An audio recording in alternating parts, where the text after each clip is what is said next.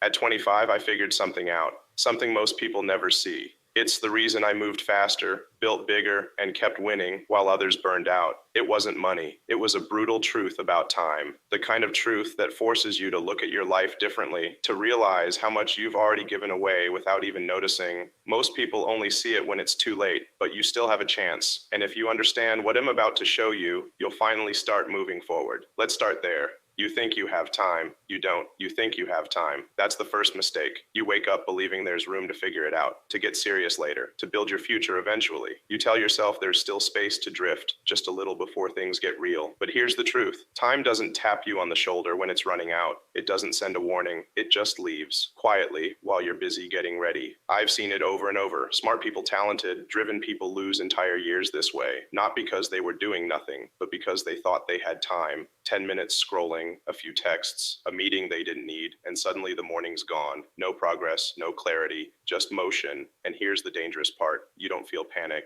You don't feel urgency. You think, I'll get to it later, tomorrow, next week, when things slow down. But they never do. Time wins by convincing you it's still on your side, and it doesn't steal your future with one big blow. It takes it in pieces, in quiet, forgettable moments that felt harmless at the time. That's what I noticed early, and it changed everything. I looked around and realized most people were playing with possibilities while the clock kept ticking, and I couldn't let that be me, because every minute you waste today becomes the pressure you feel tomorrow. Every moment you delay becomes the regret you carry later. You don't feel time running out until it already has. And when it hits you, it hits hard. You realize how much you lost, how much you gave away. And the worst part, you can't get any of it back. That's why I didn't wait for time to hurt me. I didn't need a breakdown or rock bottom to wake me up. I faced it early. I got honest about how fast it was moving and how easily it slips away when you're not watching. And here's the part I want you to really sit with. I didn't panic. I didn't freeze because I understood something most people miss. Even though the clock was ticking, I wasn't afraid. So the question is, why not? What truth did I know that gave me clarity while everyone else kept running out of time? Let's talk about that next. Time isn't a resource. It's a weapon. You've probably been told that time is a resource, like money, like energy, something you manage, save, and spend. I used to think that too until I realized it's one of the most dangerous lies you can believe. Time isn't a resource. It's a weapon, a silent one. And if you don't learn how to control it, it will turn against you. Most people go through life thinking they need more time, more hours in the day, more weekends, more someday. But you don't need more time, you need aim. You need to use your time like a blade, sharp, directed, focused. Every minute either cuts through the noise or it gets swallowed by it. When I was 25, I made a decision. I was either going to build something that mattered, or I was going to waste the best years of my life chasing distractions that didn't. So I started treating time like a tactical asset. If something didn't move the mission forward, I didn't touch it. And I want you to hear this. If your time isn't serving your mission, then it's being stolen by someone else's. Every hour you give away to mindless scrolling, pointless meetings, or other people's urgency, you're surrendering ground. Time is either working for you or bleeding out behind you. There's no neutral. You need to start thinking of your hours like soldiers. Each one has a role, a job. If it's not on task, it's a casualty.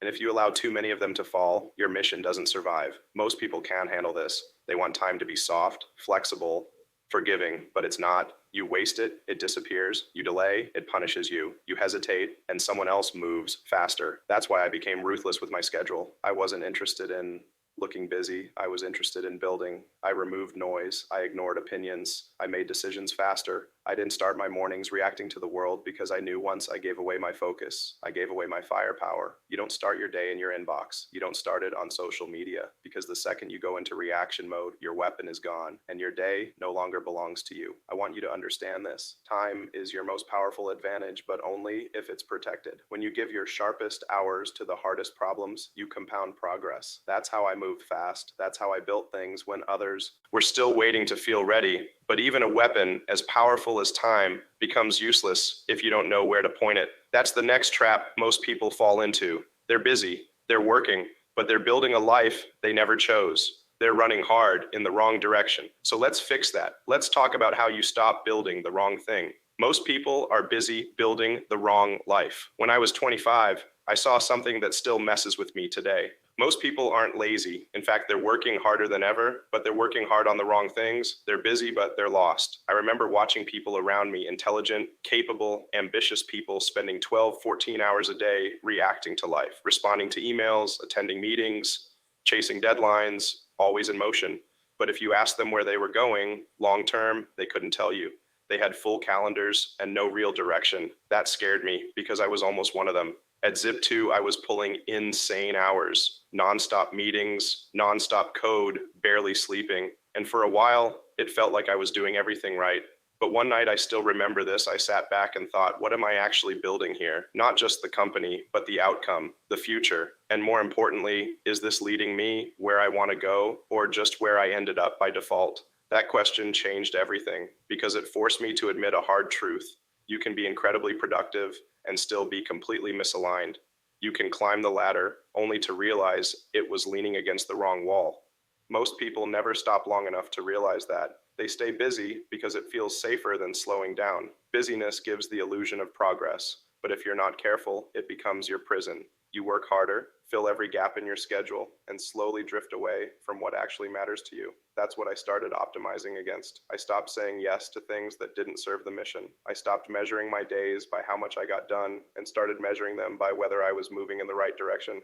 I didn't want to be the guy who spent 5 years being efficient at the wrong thing. And I'll be honest, that's where most people are right now. You're not wasting time because you're doing nothing. You're wasting it because you're building a version of life that deep down you don't even want.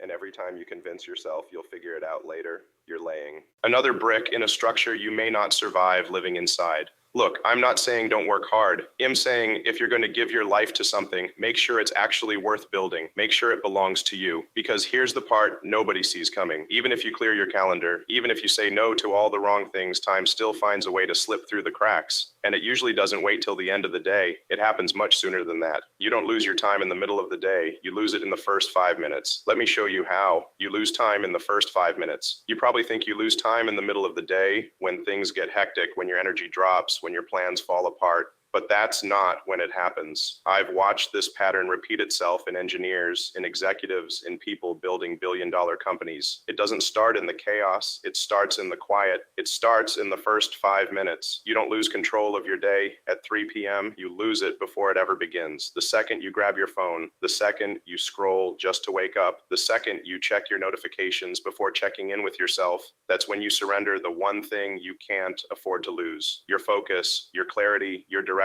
and it doesn't feel like a loss. That's what makes it so dangerous. It feels normal, harmless, like part of your morning. I remember this happening to me more times than I care to admit. Back when I was building Zip2, I'd start the day feeling clear, focused, ready to push forward. But some mornings, I'd just check email for a few minutes. Just 5, I told myself. Just a quick scan. But that quick scan became a mental takeover, a supplier problem, a last-minute request, someone else's crisis. And suddenly, I was in reaction mode, not thinking, not building, just putting out fires that weren't mine. That's when I realized the truth. Once you let the world into your brain before you've built your intention, your day doesn't belong to you anymore. And it's almost impossible to get that control back. The first 5 minutes are the launch sequence. And like any launch sequence, if one thing goes wrong, everything else gets delayed, scrambled, or crashes entirely.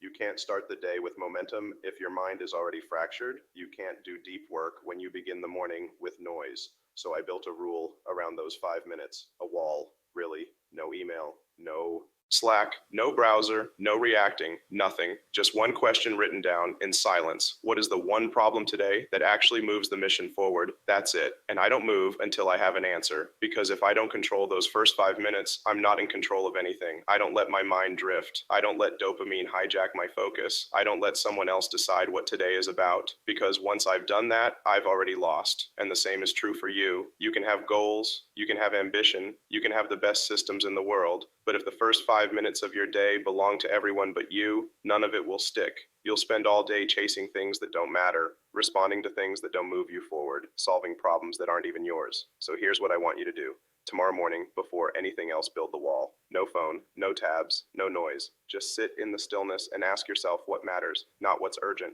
not what's waiting. What matters? That space, those 5 sacred minutes, are where real direction is born. Because the harsh truth is this: the day isn't won at the end, it's won in the first 5 minutes. And now that you know that the only question left is, how do you protect that time every day without fail, even when the world tries to steal it? Time without truth is just noise. Let me tell you something most people never figure out. Time without truth is just noise. It doesn't matter how many hours you work, how early you wake up, or how detailed your calendar looks. If you're not being honest with yourself, your time isn't building anything. It's just filling space. I had to learn that the hard way. There was a period early on when I was working around the clock. I was coding all day, attending meetings, solving problems, sleeping in the office. It looked like progress from the outside, but deep down, I knew something was off. I was moving, yes, but I wasn't aiming. I wasn't thinking clearly. I was reacting, drowning in momentum that had no direction. That's when I started asking myself one question, a brutal one most people are too afraid to face. What am I pretending not to know? And the moment I asked it, everything changed. Because I realized how many lies I was living with. Lies like, I need more time before I start, or I'm not ready yet, or maybe this isn't the right moment. I wasn't confused, I was avoiding, and that avoidance was quietly killing my time. You might be doing the same. Telling yourself you need to read one more book, take one more course, get a little more confident before you go all in. But deep down, you already know the thing you need to do. You're just afraid of what happens when you stop hiding. Here's the truth, and I say this with zero judgment. You will waste years if you don't get honest with yourself. Not because you're lazy, not because you're incapable, but because you'll keep running in circles, doing things that feel productive but aren't connected to anything real. Time without truth creates momentum with no direction, and momentum with no direction is just noise. That's why I started each day with honesty. Before I touched anything, I asked the hard question. I forced myself to say it out loud, the problem I'd been avoiding, the decision I'd been postponing, the truth I didn't want to admit.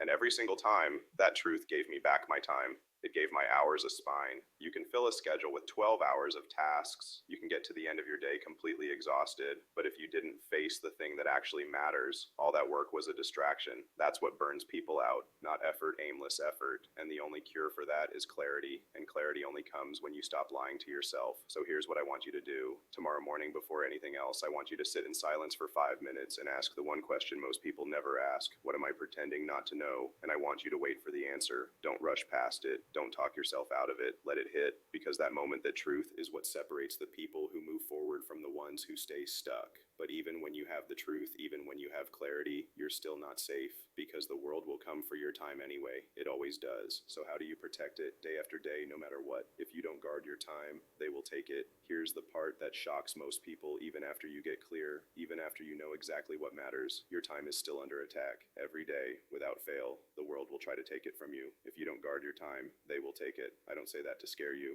I say it because I've lived it. When I was running Tesla and SpaceX at the same time, I had a target on my calendar every hour of every day.